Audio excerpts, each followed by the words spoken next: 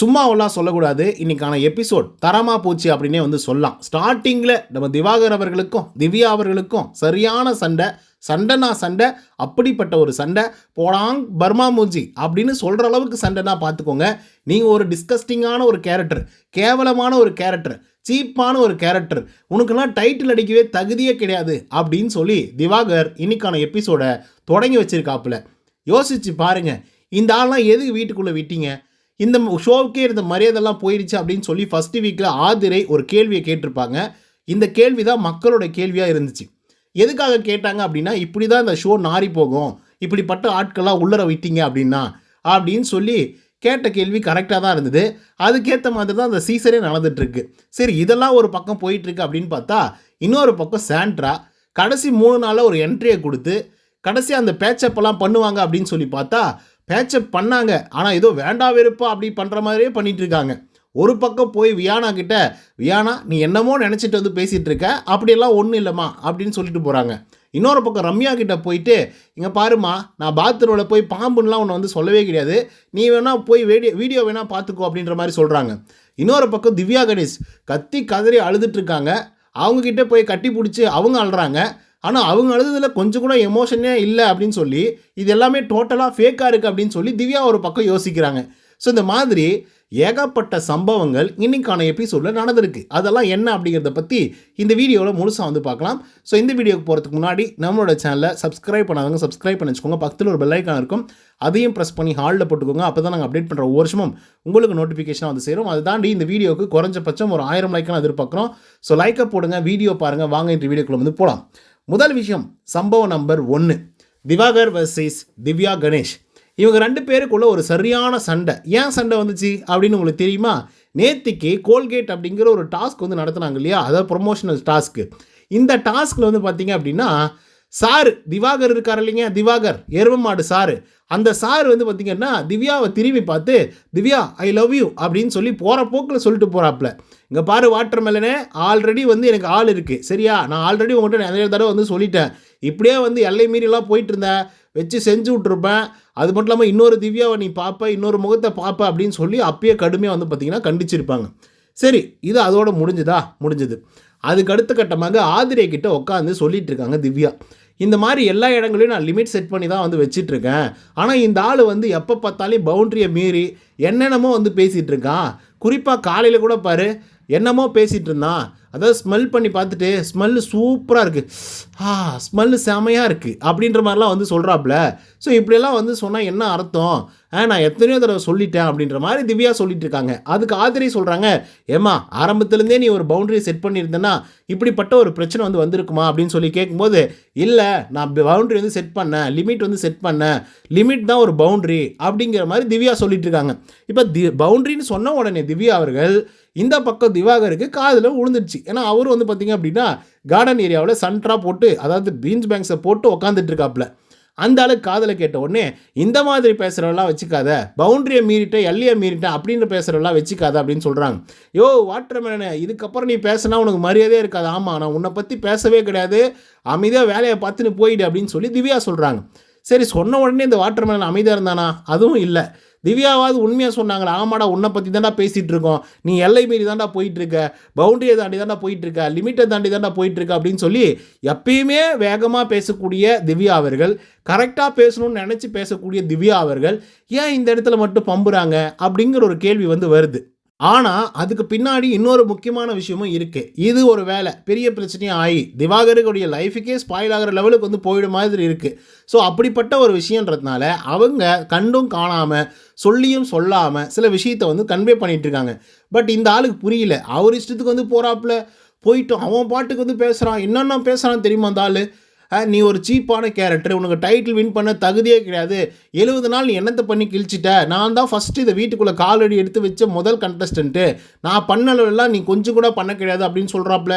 யோ எதுக்கு என்னையா பேசிகிட்டு இருக்க, உனக்கு சொன்னது என்ன பவுண்ட்ரி, அந்த பவுண்ட்ரியை நீ மீறிட்ட, அந்த பவுண்ட்ரிக்கான பதிலை வந்து சொல்லு அப்படின்னா இஷ்டம் போல் பேசிகிட்டு இருக்கான். அவனுக்கெல்லாம் தகுதியே இல்லை, சீப்பான கேரக்டர், கேவலமான கேரக்டர், குவாலிட்டியே இல்லாத கேரக்டர் அப்படின்லாம் வந்து பேசிகிட்டு இருக்கான்.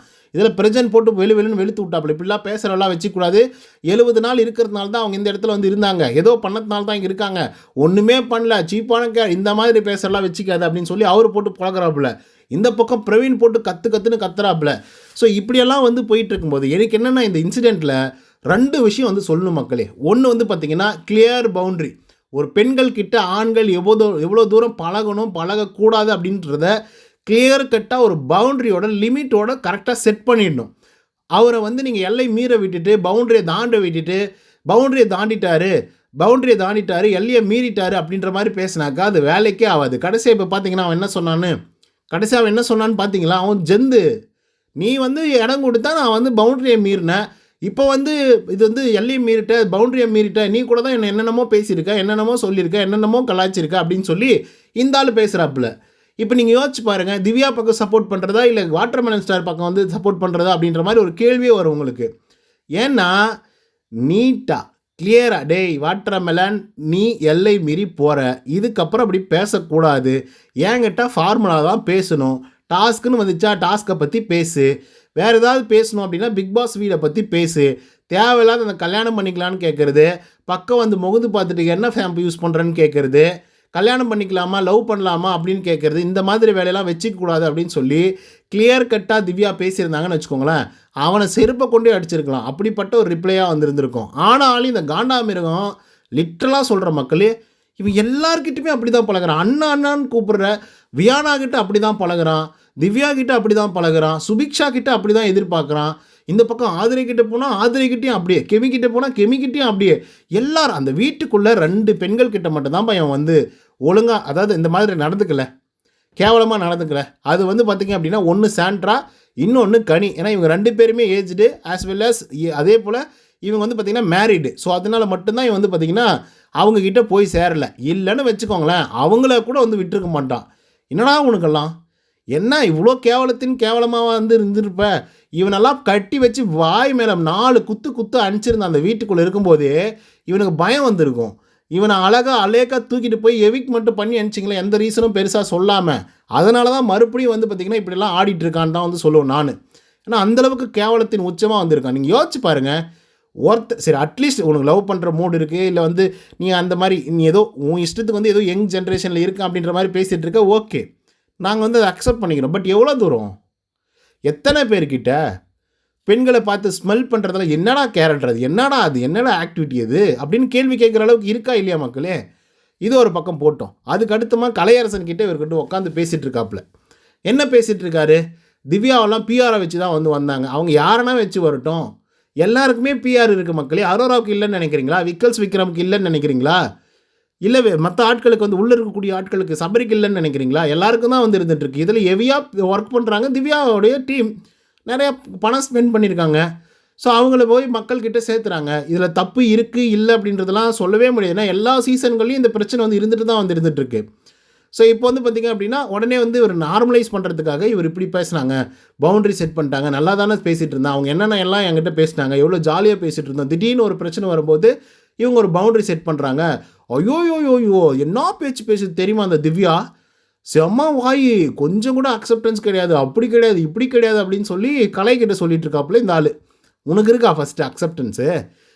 நீ வந்து யங் ஜென்ரேஷனுக்காது யங்கர் ஜென்ரேஷன் சொன்னால் உன்னால் ஏற்றுக்கவே முடிய மாட்டேங்குது. ஃபஸ்ட்டு அவங்கள விமர்சனம் பண்ணுற அளவுக்கு நீ என்ன பண்ணிட்ட, நீ கேவலத்துலேயும் கேவலமாக பண்ணிகிட்ருக்க. நீ என்ன அவங்கள என்னவாக இருந்தாலும் என்னப்பா ஒரு லிமிட்டு, ஒரு பவுண்ட்ரி, ஒரு விஷயத்தை வந்து அதாவது பெண்கள்கிட்ட எப்படி நடந்துக்கணுன்ற ஒரு சாதாரண ஒரு டிக்னிட்டி இல்லை, சாதாரணமான ஒரு பேசிக் சென்ஸ் இல்லை. இவனை பற்றி நான் என்னத்தை விமர்சனம் வேறு பண்ணுறது புரியல எனக்கு. நான் திவ்யாவுக்காக பேசல மக்களே, லிட்ரலாக சொல்கிறேன். எல்லா பெண்களுக்காக அந்த வீட்டுக்குள்ளே எல்லாரும் வாயை பொத்திக்கிட்டு இருக்காங்க தெரியுமா, வாயை பொத்திக்கிட்டு இருக்காங்க. அதுக்கப்புறம் லைவில் என்ன நினச்சி தெரியுமா, இதை வந்து கனி அவர்கள்கிட்ட திவ்யா அவர்கள் இன்றைக்கி காலை எக்ஸ்ப்ளனேஷன் வந்து கொடுத்துட்ருக்காங்க. காலையிலேயே எல்லோரும் ஷாக் ஆகுறாங்க தெரியுமா. அந்த டேரக்டர் வந்து இவன் ஒரு டேரக்டர், ஒன்றுத்துக்கு புரோஜனம் இல்லை அப்படின்னு அவர் முன்னாடியே சொல்கிறாப்புல, நீ ஒரு ஃபெயிலியர் டேரக்டர் அப்படின்னு சொல்லி. இல்லை சொல்கிறத கேட்டுட்டு இந்த மாதிரி ஸ்மெல் பண்ணி பார்க்குறாருலாம் சொல்கிறத கேட்டு கனிக்கெல்லாம் ஒரு மாதிரி ஷாக் ஆகிடுச்சுனது, இப்படிலாம் பண்ணாரா அப்படின்ற லெவலுக்கு வந்து இருந்துகிட்டு இருந்தது. ஏன்னா ஏன்டா இப்படியெல்லாம் இருக்கீங்க புரியல எனக்கு. அதுதான் சொல்கிறேனே, அந்த வீட்டுக்குள்ளே ஆரம்பத்துலேருந்தே விஜய் சேதுபதி சொல்கிறது ஒரே விஷயம் மட்டும்தான், every end of the week வந்து ஒரே விஷயம் மட்டும்தான், அந்த மாதிரி தப்பு பண்ணுறாங்க அப்படின்னா நீங்கள் ஏன் விட்டுட்டு வேடிக்கை பார்க்குறீங்க, நீங்கள் ஏன் கேள்வி கேட்கல, எல்லாரும் சுற்றி நின்று வேடிக்கை பார்த்துட்ருக்கீங்களேன்னு கேட்குறாருல, அந்த கேள்வி தான் ரொம்ப ரொம்ப முக்கியமான ஒரு கேள்வி. அந்த இடத்துல அவன் ஒருத்தன் எதிர்த்து நின்று அதை கேள்வி கேட்குறானோ, சண்டை போடுறானோ, அவன் தான்டா ஹீரோ, ரியல் ஹீரோ. இப்போ வரைக்குமே அந்த வீட்டுக்குள்ளே அப்படி எவனையுமே நான் பார்க்கவே கிடையாது. மற்றவங்களுக்கு பிரச்சனை வந்து அவங்களுக்குள்ள பிரச்சனை போங்கடா அப்படின்ற மாதிரி போயிடுறாங்க. அதே போல் இந்த மாதிரி டீசிங்கெல்லாம் பண்ணால் கூட அதை பற்றி எவனுமே கேர் பண்ணிக்கவே மாட்டாங்க. எத்தனையோ தடவை அட்ரஸ் பண்ணியும் 4 வச்சு வெளியே அனுப்பிச்சா மக்களே ஓட்டு போட்டு உங்களை அப்படியே ராஜா மாதிரி கொண்டாடுவானுங்க. அது எவனுமே பண்ண மாட்டேங்கிறானுங்க. அதுக்கடுத்து தான் சாண்ட்ராவோட என்ட்ரி மக்களே. அன்எக்ஸ்பெக்டட் என்ட்ரி எல்லாம் கிடையாது, எக்ஸ்பெக்டட் என்ட்ரி தான். செம்ம ஜாலியாக ஃபன்னாக வந்து உள்ளர வந்தாங்க. ரோஸ் எல்லாம் கொடுத்து 20 வருஷமாக நான் உன்னை புரிஞ்சிக்கவே இல்லை, ஆனால் இந்த 20 நாட்கள் ஒவ்வொரு நாட்களும் எனக்கு யுகம் மாதிரி வந்து இருந்தது அப்படின்னு சொல்லி ப்ரொப்போஸெல்லாம் பண்ணி கிறிஸ்தெல்லாம் பண்ணி வேறு மாதிரி வந்து பார்த்திங்க அப்படின்னா என்ட்ரி வந்து கொடுத்துருந்தாங்க சாண்ட்ரா அவர்கள். எனக்கு என்ன அப்படின்னு பார்த்தீங்கன்னா, இப்படி வந்து சொல்கிற சாண்ட்ரா அவர்கள் ஆரம்ப காலகட்டத்திலேருந்தே இந்த 2 தண்டங்களும் இதே மாதிரி இருந்திருந்தாங்கன்னு வச்சுக்கோங்களேன், இவங்க 2 பேரும் அதே மாதிரி இருந்திருந்தாங்கன்னு வச்சுக்கோங்களேன், லிட்ரலாக சொல்கிறேன், எத்தனை பேருக்கு எக்ஸாம்பிளாக வந்து இருந்திருப்பாங்க தெரியுமா? இவனுங்க நல்லா ஓரங்கட்டி வச்சுருங்க. கேம் அதெல்லாம் தாண்டி கேம் என்ன எப்போது 24/7 ஓடிக்கிட்டேவா இருக்குது? இல்லை, அப்பப்போ கேம் விளையாடுங்க. டீம் என்னவோ அந்த டீமுக்கு வந்து போய் உண்மையாக இருங்க, நியாயமாக இருங்க, பண்ணுங்க. அப்போ திரும்பி வந்துருந்தீங்க அப்படின்னா இவங்களை பார்க்கும்போது சூப்பராக பெஸ்ட்டு கப்புள்ஸ் இல்லை அப்படின்னு சொல்லி வெளியே இருக்கிறவங்களாம் வந்து பார்த்திங்க அப்படின்னா ஃபயர் விட்டுருப்பானுங்க. எங்கள் அண்ணா, எங்கள் அக்கா, இவங்களுக்கு நாங்கள் ஓட்டு போடுவோம், செம்ம கப்புள்ஸாக வந்திருக்காங்க, இப்படி தான் இருக்கணும் என்னோடய ஃப்யூச்சர் ஒய்ஃபு, இப்படி தான் இருக்கணும் என்னோடய ஃப்யூச்சர் ஹஸ்பண்டு அப்படிங்கிற மாதிரி கொண்டு போங்க அப்படின்னா ஃபுல் அண்ட் ஃபுல் டாக்ஸிக்கு சந்தேகம். ஒரு பெண்கள் வந்து இவரை பார்த்துடக்கூடாது, அதை வந்து வச்சு அதை வந்து ஒரு மாதிரி வந்து பேசி அது ஒரு இது மாதிரி பண்ணி எப்பா சாமி அப்படின்ற லெவலுக்கு வந்துருந்தது. இதில் இவங்க வந்த உடனே வியானா கிட்டே போய் சொல்கிறாங்க, வியானா ஓகே தான், நீ பார்க்குறதுக்கெல்லாம் நல்லா அழகாக இருக்குது, டிவியில் பார்க்கலாம் சூப்பராக இருக்குது, ஒன்றும் பிரச்சனை இல்லை, ஆனால் நீ என்னை பற்றி சொன்னதில் எனக்கு உடன்பாடு இல்லை. நான் கமருதன் கிட்டே சொன்ன விஷயத்தை தான் நான் அவங்ககிட்ட சொல்கிறேன். யார் எப்படி பேசுகிறாங்களோ அது அவங்களுக்கு தான், அவங்க யார் அப்படின்றது தான் வெளியே வருமே தவிர அது அவங்களுக்கான பிரச்சனை தான் தவிர எனக்கு பிரச்சனை இல்லை அப்படின்ற மாதிரி வந்து சொல்கிறாங்க. அதுக்கடுத்து ரம்யா ஜோ கிட்ட வந்து நான் பாம்புன்னெலாம் வந்து சொல்ல கிடையாது ரம்யா, நீ வேணா போய் வீடியோ பாரு அப்படின்னு சொல்கிறாங்க. ரம்யாவுக்கு வந்து கோவம் வந்துச்சு. அது எப்படி நான் பார்த்துட்டு வந்த வீடியோவில் வந்து பாம்பு அப்படின்னு வந்து சொல்லியிருக்க, கண்டிப்பாக நீ சொல்லியிருக்க அப்படின்ற மாதிரி இவங்க வந்து சொல்லிட்டு இருக்காங்க. இல்லை எங்களுடைய குழந்தை ப்ராமிஸாக அப்படி நான் சொல்ல கிடையாது, நீ போய் வீடியோ பாருன்றாங்க. இல்லை நான் உனக்கு வீடியோ அனுப்புகிறேன் அப்படின்னு சொல்லி ரம்யா வந்து சொல்கிறாங்க. சரி என்னடா அந்த வீடியோ அப்படின்னு சொல்லி மறுபடியும் நான் போயிட்டு சர்ச் பண்ணி பார்த்தா லிட்ரலாக அந்த இடத்துல பாம்புன்ற வார்த்தையை பயன்படுத்தவே இல்லை, விஷம் அப்படின்ற ஒரு வார்த்தையை பயன்படுத்தியிருக்காங்க. பாம்பை ஃபோக்கஸ் பண்ணி கேமரா செட் பண்ணியிருக்காங்க. பட் பாம்புன்னு சொல்ல கிடையாது, விஷம் அப்படின்னு வந்து சொல்லியிருக்காங்க. ஸோ இது தப்பாக நரேட்டிவ் பண்ணிட்டாங்கன்னா அவங்க சொல்கிறது என்னென்னா, இன்டர்வியூஸ்லாம் வந்து அந்த வீடியோவை எனக்கு காமிச்சு எனக்கு வந்து இன்டர்வியூ பண்ணாங்க, இதை பற்றி நீங்கள் என்ன நினைக்கிறீங்க அப்படின்னு கேட்டாங்க. ஸோ அதனால தான் எனக்கு வந்து அந்த விஷயமே தெரியும், இல்லைனா எனக்கு தெரிஞ்சிருக்காது அப்படின்னு சொல்லி ரம்யா சொல்கிறாங்க. ஸோ இப்போ வந்து பார்த்திங்கன்னா எனக்கு ஃபோன் இருந்தால் இது எல்லாத்தையும் நான் அவங்ககிட்ட சொல்லியிருப்பேன், செஞ்சுருப்பேன் அப்படின்ற மாதிரியும் சொல்லிட்டு இருந்தாங்க. பார்ப்போம் அதுக்கான உண்மைகள்லாம் வெளியே வருமா அப்படின்னு சொல்லி. அப்புறம் அவங்க கிளம்பி வந்துட்டாங்க. அப்புறம் பிரஜன் கிட்டலாம் உட்காந்து பேசிகிட்டு இருக்காங்க. அப்புறம் அமித்தை வந்து அதாவது அவங்க உள்ளர வரும்போது எல்லோரும் ஹக் பண்ணாங்க, எல்லாருக்கும் ஆய் சொன்னாங்க, அவாரியும் சொன்னாங்க, எல்லாமே சொன்னாங்க. சபரிநாதனை பார்த்து, விக்ரமை பார்த்து எல்லாருமே அமித்தை மறந்துட்டாங்க. அமித் வந்து பார்த்திங்கன்னா கிட்ட கூட போய் சேரவே இல்லை, போய் பார்க்கவும் இல்லை, பேசவும் இல்லை. அதுக்கப்புறம் அமித் பேசிகிட்டு இருக்காருன்னு தெரிஞ்சதுக்கப்புறம் தான் அக்கா போயிட்டு பக்கம் நின்று கையை பிடிச்சி ஹக் பண்ண போகிறாங்க. ஹக் பண்ணும்போதே அவங்க லிட்டராக வந்து ஐயோ சாண்ட்ரா வேணாம் அப்படின்ற மாதிரி தான் சொல்கிறாங்க. லைவில் பார்த்துருந்தீங்க அப்படின்னா 3 கேமரா ஆங்கிள் வச்சுருப்பாங்க அவர் நிராகரிச்சதை. ஆனால் இதில் வந்து பார்த்திங்கன்னா ஹக் பண்ண மாதிரி தான் காமிச்சிருப்பாங்க. ஓகேவா? ஸோ அப்படி வந்து பார்த்திங்கன்னா அவர் முடியவே முடியாதுன்றாரு. ஏன் என்ன பிரச்சனை அப்படின்னு சொல்லி கேட்கும்போது இல்லை அது எனக்கு வந்து இப்போ பேச விருப்பம் இல்லை, ஆனால் உன் மேலே எனக்கு செம காண்டில் வந்து இருக்கேன் நான், ஸோ வேண்டாம் இப்போ பேச வேண்டாம் அப்படின்ற மாதிரி சொல்கிறாங்க. அப்போ இல்லை என்கிட்ட சொல்லு என்ன அமித் சொல்லுங்கள் என்ன நான் ஏதாவது தப்பு பண்ணிட்டேனா சொல்லுங்கள் அப்படின்னு சொல்லும்போது அப்போ அமித் வந்து சொல்கிறாப்புல, இல்லை நீங்கள் வந்து சொல்லியிருந்தீங்க அந்த வாரம் முழுக்க வந்து நீங்கள் அழுதுட்டு இருந்தீங்க, ஃபீல் பண்ணிட்டு இருந்தீங்க. சரி நான் வந்து ஏதோ எல்லாருமே வெறுத்துட்டாங்களே, ஒரு பெட்ஷீட்டை தூக்கிட்டு அவங்க பாட்டுக்கு வந்து போயிடுறாங்க, தனியாக உட்காந்துட்ருக்காங்க, தனியாக ஃபீல் பண்ணிகிட்ருக்காங்க, அழுதுட்டுருக்காங்க அப்படின்னு சொல்லி நான் கம்பெனி கொடுக்கறதுக்காகவும் சரி சில் டவுன் பண்ணுறதுக்காகவும் காம்ப்ரமைஸ் பண்ணுறதுக்காகவும் நான் வந்து பேசிகிட்டு இருந்தேன். ஆனால் நீங்கள் என்ன சொல்லிட்டீங்க, பீன் பேக்கை தூக்கிட்டு வந்து உக்காந்தது அவங்களுடைய தப்பு, நான் வந்து பேசுகிறேன், நான் வந்து இதை பண்ணுறேன் அப்படின்னு சொல்லிவிட்டு நீங்கள் எல்லாத்தையும் உட்காந்து கேட்டுட்டு அதுக்கப்புறம் 2 நாள் கேம் முடிஞ்சு போச்சு, அப்படி ஆயிடுச்சு இப்படி ஆயிடுச்சு அப்படின்னு வந்து அவராக தான் வந்து உட்காந்துட்டு போனார் அப்படின்ற மாதிரிலாம் வந்து சொன்னதை என்னால் ஏற்றுக்கவே முடியல. விக்ரம் கிட்ட நீங்கள் சொன்னீங்க அப்படின்னு வந்து அமித் அவர்கள் வந்து சொல்கிறாங்க. அப்போ இவங்க ஒரு எக்ஸ்ப்ளனேஷன் கொடுக்கணும், இல்லை அமித் தான் அப்படி சொல்ல கிடையாது, நான் அப்படி சொல்லக்கூடாது. நான் வந்து திவ்யாவுடைய பிரச்சனைக்காக தான் நான் அப்படி வந்து சொன்னேன். உங்கள போய் நான் அப்படி சொல்லுவேனா? நீங்க எனக்காக எவ்வளோ விஷயங்கள் பண்ணியிருக்கீங்க. எத்தனை மணி நேரம் உட்காந்து பேசியிருக்கீங்க. நான் அப்படியெல்லாம் நான் வந்து சொல்லுவேனா? நீங்க போம்போது நான் எவ்வளோ ஃபீல் பண்ணேன் தெரியுமா? எத்தனை நாட்கள் நான் தேடினேன் தெரியுமா? கார் டாஸ்க்ல இதுவே அமித் இருந்திருந்தா எப்படி இருந்திருக்கும்? அந்த 2 பேரையும் தலைய புடிச்சு வெளிய தொரத்தி விட்டுருப்பாப்புல. அப்படி இருந்திருப்பாரு அமித்து. அப்படின்னு நான் ஃபீல் பண்ணியிருக்கேன். நான் சொல்லவும் செஞ்சேன். நீங்க தப்பா புரிஞ்சுட்டு இருக்கீங்க அமித் அப்படின்னு வந்து சொல்லும்போது, அப்ப கூட அந்த ஆள் வந்து காம்ப்ரமைஸே ஆகல. No, no, no, no, no. இல்ல நான் வந்து ஹர்ட் ஆயிட்டேங்க. இது வந்து என்னால ஏத்துக்கவே முடியல அப்படின்ற மாரி அவர் வந்து சொல்லிட்டே இருக்காரு. இவங்க வந்து பார்த்தீங்க அப்படின்னா, கைய புடிச்சு புடிச்சு பேசுறாங்க. தொடைய தட்டி தட்டி பேசுறாங்க. அதுக்கப்புறம் ஃபைனலா வேற வழி இல்லாம ஹக் பண்றாரு.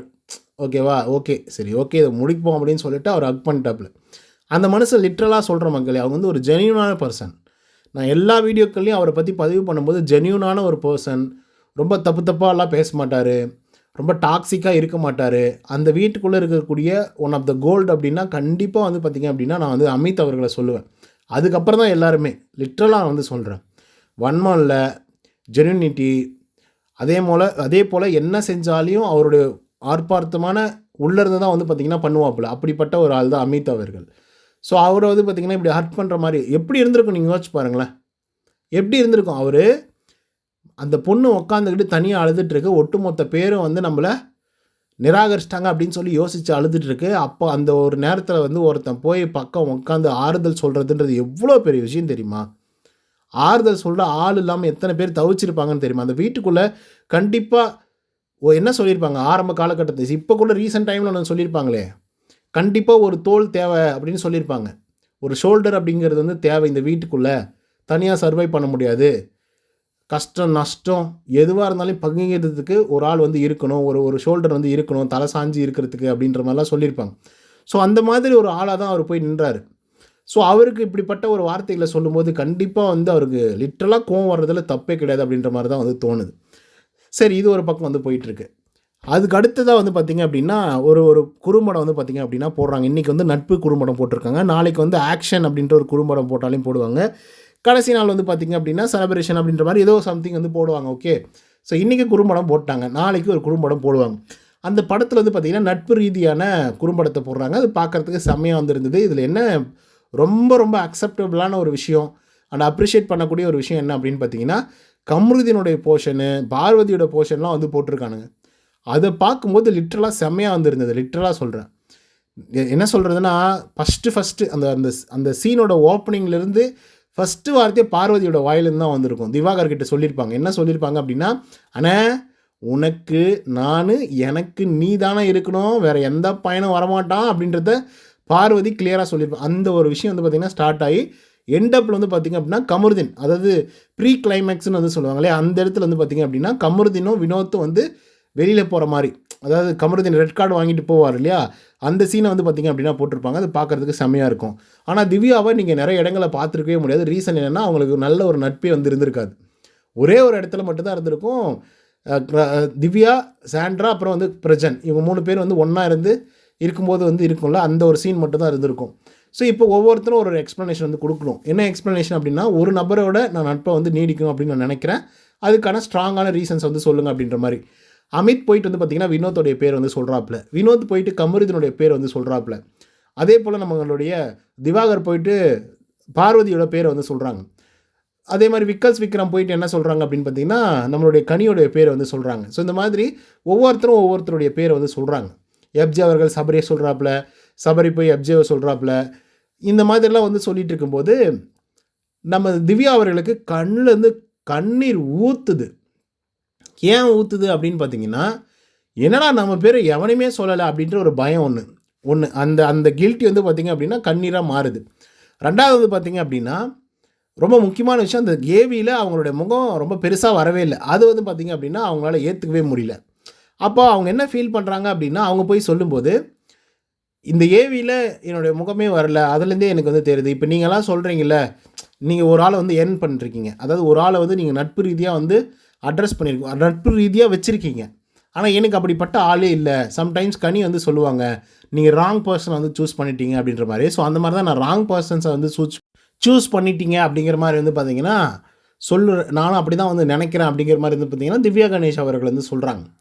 ஸோ அப்போ லிட்ரலாக வந்து ஒரு மாதிரி கண்ணீரெல்லாம் வழிந்து ஒரு மாதிரி அழுது ஒரு மாதிரி ஆயிட்டாங்க. அந்த ஏவியில் வராது ஒரு பிரச்சனை. ரெண்டாவது வந்து பார்த்திங்கன்னா யாருமே வந்து திவ்யாவோடைய நட்பு வந்து வச்சுருக்கணும் அப்படின்னு சொல்லலை. மூணாவது நம்மளும் வந்து வச்சு நட்பு அது சரியாகவும் இல்லை அப்படின்ற ஒரு கில்ட்டி வந்து பார்த்திங்க அப்படின்னா அவங்களுக்கு வந்து அது இருந்தது. ஸோ பயங்கரமாக அழுதுட்டாங்க. எல்லாருமே பார்த்திங்கன்னா போயிட்டு கட்டிப்பிடிக்க ஆரம்பிச்சிட்டாங்க.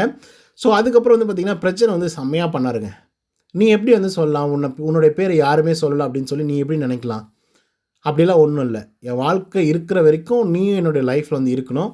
ஸோ அப்படின்ற மாதிரி வந்து சொல்லுவாப்புல. ரொம்ப ப்ரைஸ் பண்ணி தான் வந்து பேசியிருப்பாப்புல. எனக்கு ஒரு தங்கச்சி மாதிரி நீ கண்டிப்பாக என் வாழ்க்கை முழுக்க வந்து இருக்கணும் அப்படின்ற மாதிரி சொல்லியிருப்பாங்க. உடனே திவ்யா கணேஷ் வந்து பார்த்திங்க அப்படின்னா ஒரு மாதிரி பயங்கரமாக ஆள ஆரம்பிச்சிருவாங்க. அப்போது பிரஜன் அவர்கள் வந்து பார்த்திங்க அப்படின்னா அவங்களுடைய கையை பிடிச்சி கூப்பிட்டு வந்திருப்பார். பயங்கரமாக அழுதுருப்பாங்க. உடனே சாண்ட்ரா அவர்கள் வந்து பார்த்திங்க அப்படின்னா போயிட்டு கட்டி பிடிச்சி அழுதுருப்பாங்க. அழுதுட்டு வந்து பார்த்திங்க அப்படின்னா இது பண்ணியிருப்பாங்க. அப்போ திவ்யா கணேஷ் வந்து லிட்ரலாக வந்து கட்டி பிடிக்கும்போது கூட அந்த எமோஷனே இல்லாத மாதிரி தான் வந்து இருந்திருப்பாங்க. அது ஒரு ஃபேக்காக இருக்கிற மாதிரி ஓகே ஓகே ஓகே ஓகே அப்படின்ற மாதிரி சாண்ட்ராவுக்கு சொல்லியிருப்பாங்க. ஆக்சுவலாக அழ வேண்டியது யார்? திவ்யா. ஓகே ஓகே யார் சொல்லணும்? சாண்ட்ரா சொல்லணும். கரெக்டு தானே? ஆனால் அந்த இடத்துல அழுதது வந்து சாண்ட்ரா, ஓகே ஓகேன்னு சொன்னது வந்து திவ்யா. ஸோ இப்படி வந்து இருக்குது. ஓகேவா? ஸோ அப்போ வந்து லிட்ரல் நீங்கள் யோசிச்சு பாருங்கள் மக்களே, ஒரு ஜென்டில் ஹக் கூட வந்து பார்த்திங்கன்னா பெருசாக வந்து கொடுக்க முடியல அந்த பொண்ணால் பிரஜன் கிட்ட. அது எவ்வளோ பெரிய கஷ்டமான ஒரு விஷயம் தெரியுமா? ஏன்னா அவங்களுடைய உறவை வந்து கொச்சப்படுத்தி இந்த அம்மா பேசிட்டாங்க. போயிட்டு சாண்ட்ரா அவர்கள் ஹக் பண்ணுறாங்க. ஆனாலும் எமோஷன்ஸ் கிடையாது. அதுக்கடுத்து தான் சாண்ட்ரா சொன்னதுக்கப்புறம் தான் ஹக் பண்ணுறாங்க. ஹக் பண்ணிக்கோங்க அப்படின்னு சொன்னதுக்கப்புறம் தான் வந்து பார்த்திங்க அப்படின்னா ஹக் பண்ணுறாங்க திவ்யா. அப்போ பிரஜன் வந்து சொல்கிறாப்புல, இல்லை அவளாக வந்து ஹக் பண்ணுவான்னு நான் நினச்சேன் அப்படின்னு. இப்போயோ அவங்களுக்குள்ள, அதாவது சாண்ட்ரா சைடும் நம்ம தப்பு சொல்ல முடியாது. அது சில பெண்களுடைய இது வந்து அப்படி இருக்கும். ஏன்னா தன்னுடைய புருஷனை வந்து யாராவது இது பண்ணிவிடுவாங்களோ அப்படின்ற ஒரு பயம் இருக்கும். ஜென்ரலாகவே அது இருக்கும். அவங்க என்னதான் செலிப்ரிட்டிஸாக வந்து இருந்தாலையும் அவங்களுக்குள்ள ஒரு என்ன சொல்கிறது, ஒரு இன்ஃபீரியாரிட்டி காம்ப்ளெக்ஸ் வந்து இருக்கும்ல. எங்கே நம்ம புருஷனை வந்து மயக்கிடுவாங்களோ அப்படின்ற ஒரு பயம் இருக்கும். அதை நான் வந்து அப்ரிஷியேட் பண்ணேன், தப்புன்னு சொல்லலை. பட் எண்ட் ஆஃப் தி டே அதை பற்றி ஒரு விவரம் வந்து கேட்டிருந்துருக்கலாம். இது என்ன கதை, என்ன இப்படி பண்ணிகிட்ருக்கீங்க, என்ன இது அப்படின்னு சொல்லிப்போ கேட்டிருந்தா சொல்லியிருப்பேன். தங்கச்சின்னு சொல்லியிருப்பாங்க, அவ்வளோதானே. வெரி சிம்பிள் தானே. சரி, அட்லீஸ்ட் வெளியே போயிட்டாவது நீங்கள் பார்த்துட்டு வந்திருக்கீங்க. So you should understand that relationship, right? அதை நீங்கள் அண்டர்ஸ்டாண்டாக பண்ணியிருந்துருக்கணும். ஓகே, இவங்களுக்குள்ள அந்த மாதிரி எதுவுமே கிடையாது அப்படின்னாவது நினச்சிருக்கணும். அப்படியும் வந்து பார்த்திங்க அப்படின்னா நினச்சி இவங்க போயிட்டு அட்லீஸ்ட் பேசியிருந்துருக்கலாம். டோர் ஓப்பன் ஆன உடனே, திவ்யா நான் உன்னை அப்படி நினச்சது தப்புமா, நான் ரொம்ப பெரிய சாரி கேட்குறேன். நான் அப்படி அதாவது நீங்கள் இதுக்காக நான் நினச்சேன் அப்படின்னு கூட சொல்ல தேவையில்லை. ஆனால் நான் ஒன்று தப்பாக நினச்சிருக்கேன், ரொம்ப பெரிய சாரி, நான் கில்ட்டாக ஃபீல் பண்ணுறனால சொல்லியிருந்துருக்கலாம். ஆனால் அவங்க அந்த மாதிரி ஃபீலும் பண்ணல, அவங்க வந்து சாரியும் கேட்கல. ஸோ யோசிச்சு பாருங்கள், சாண்ட்ரா சொன்னதுக்கப்புறம் திவ்யா வந்து பார்த்திங்கன்னா ஹக் பண்ணுறாங்க. அதுவும் ஜென்டல் ஹக் தான் பண்ணுறாங்க. கன்றாவி அவனெல்லாம் கட்டி பிடிக்கிறாங்க. அண்ணனாக நினைக்கக்கூடிய பிரச்சனை கட்டி பிடிக்கிறதுக்கு அவ்வளோ யோசிக்கிறாங்க மக்களே, அவ்வளோ யோசிக்கிறாங்க. ஸோ இப்படி தான் வந்து பார்த்திங்கன்னா இந்த மாதிரி சாண்ட்ராவோட என்ட்ரியில் வந்து நடந்தது. அதுக்கப்புறம் கானா வினோத்தோட என்ட்ரி செம்ம பிரம்மாண்டமாக இருந்துச்சு மக்களே. நான் மறந்துட்டு அது முன்னாடியே சொல்லியிருந்துருக்கணும். செம்ம வார்ம் வெல்கமிங். வீட்டுக்குள்ளே ஒட்டு மொத்த கண்டஸ்டண்ட்டும் செம்மையான வெல்கம் கொடுத்துருந்தாங்க. இதில் அரோரா மட்டும்தான் அழுதுகிட்டே வந்திருந்தாங்க. ஸோ அவங்களையும் வந்து பார்த்திங்க அப்படின்னா ஹக் பண்ணாங்க. அரோரா அவர்கள் ஹக் பண்ணும்போது, இல்லை நானாக பிரெயின் வாஷ் பண்ணி வெளியே அனுப்பிச்சிட்டேன் அப்படின்ற மாதிரி சொல்லிட்டு இருக்காங்க, என்ன கதை அப்படின்னு சொல்லி கேட்கும்போது, அப்போ வினோத் அவர்கள் சொல்கிறாங்க, இல்லை இது நானாக எடுத்த ஒரு முடிவு தான், யாரும் நீங்கள் அப்படி யோசிக்காதீங்க, நான் தான் ஆக்சுவலாக எல்லாருக்கும் அல்வா கொடுத்துட்டு போனேன் அப்படின்ற மாதிரிலாம் வந்து சொல்லியிருப்பாப்புல. ஸோ அப்போ வந்து பார்த்திங்கன்னா கொஞ்சம் ரிலாக்ஸ் ஆகிட்டாங்க அரோரா. ஏன்னா அதை வச்சு நிறைய அக்யூசியேஷன் வந்து பார்த்திங்கன்னா சோசியல் மீடியாக்களில் அரோராவுக்கு வந்து பார்த்திங்கன்னா சுற்றிட்டே வந்துருந்தது. ஸோ அதுக்கான ஒரு ஆன்சர் வந்து பார்த்திங்கன்னா கிடச்சிருச்சு. ஓகேவா? பட் ரியலாகவே அந்த மனசை வந்து பணம் எடுக்கிறதுக்கு முதல் முக்கிய காரணமே வந்து பார்த்திங்கன்னா திவாகர் அவர்கள் தான். இது லைவில் ஓப்பன் ஸ்டேட்மெண்ட்டாக நம்மளோட வினோத் அவர்கள் வந்து சொல்லியிருக்காப்புல, லிட்ரலாக சொல்லியிருக்காரு மக்களே. அந்த ஆள் வந்து அப்பப்போ வந்து சண்டை போட்டுக்கிட்டே வந்திருக்கான், கோவப்படுத்திக்கிட்டு இருக்கான். நம்ம பாருங்கள், யோசிச்சு பாருங்கள், கமருதீன் பார்வதி ஒரே ஒரு நிமிஷம் மட்டும்தான், இவ்வளோ நாட்கள் வந்து தள்ளிட்டு வந்துட்டாங்க, 90 நாள். யோசிச்சு பாருங்கள், சடனாக வந்து இப்படி ஒரு விஷயம் வந்து நடந்து டக்குன்னு வெளியே போயிட்டாங்க. இவங்க வந்து நம்மளை காண்டு ஏற்றுறாங்க, கோவப்படுத்துகிறாரு. திடீர்னு ஏதோ ஒன்று நான் பண்ணிட்டேன்னா நம்மளும் எப்பவுமே நல்லவனாக இருக்க முடியும், நல்லவனாக இருப்பேன் அப்படின்ற எந்த விதமான ஆதாரமும் இல்லை. ஸோ அப்படி இருக்கும்போது ஏதோ ஒன்று நடந்தா என்ன பண்ண முடியும் அப்படின்னு சொல்லி கேட்குறாப்புல அவர். கரெக்டான விஷயம் தானே மக்களே, கரெக்டான ஒரு விஷயம் தானே. ஸோ இந்த மாதிரி தான் வந்து பார்த்திங்க அப்படின்னா இருந்துகிட்ருக்கு. ஸோ இன்றைக்கான எபிசோடு அதில் தான் எண்டப் ஆகிருக்கு. ஸோ இதில் வந்து பார்த்திங்க அப்படின்னா கடைசியாக வந்து திவ்யா அவர்களும் நம்மளுடைய விக்ரம் அவர்களும் உட்காந்து பேசிகிட்டு இருக்காங்க. அப்போ திவ்யா வந்து சொல்கிறாங்க, இல்லை இதில் ஒரு ஜென்யூனிட்டி இல்லை அவங்க ஹக் பண்ணும்போது அப்படின்ற மாதிரிலாம் வந்து சொல்லிட்டு இருக்கும்போது, அப்போது விக்ரம் சொல்கிறார், நீங்கள் ரொம்ப ஜென்யூனுங்க, அதுவே உங்களுக்கு வந்து கிடைக்கல, மறுபடியும் அந்த ஜென்யூனிட்டியே வந்து கிடைக்கல அப்படின்ற போது தான் நீங்கள் ரொம்ப டிசப்பாயின்மெண்ட் தான் ஆகுறீங்க அப்படின்ற மாதிரி சொல்லி இன்றைக்கான எபிசோடு வந்து முடிச்சிருக்காங்க மக்களே. ஸோ இதோட இந்த எபிசோடோட ரிவ்யூ வந்து முடியுது. ஸோ அங்கங்கே கொஞ்சம் எடுத்து போட்டு பேசியிருக்கேன். ஸோ இந்த வீடியோ பிடிச்சிருந்தால் லைக் அண்ட் சப்ஸ்கிரைப் பண்ண மறந்துடாதீங்க. இன்னொரு தவணை சந்திக்கிறேன். Until then bye from Uday. நன்றி, வணக்கம்.